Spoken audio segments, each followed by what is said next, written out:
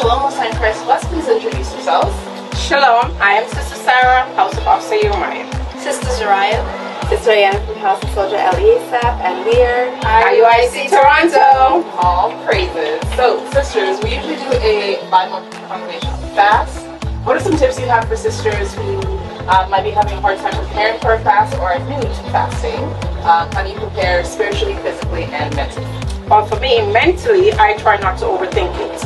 I put myself in a joyful state of mind. I am just happy that I get to go before the Most High to express my sincere sorrow for any wrongs that I have done and to pray for my nation as a whole. spiritually. I like to meditate on what I'm dealing with, so when I go before the Most High, I know exactly what I'm asking Him for.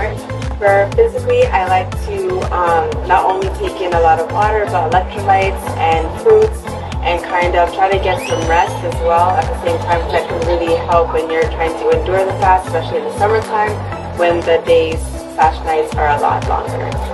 Okay, all praises. Anything else you'd like to share with us? It's good to fast. It is good to afflict ourselves and show the Most High that we are truly in a state of repentance when we go before Him and seek His forgiveness for any wrongdoings that we have done.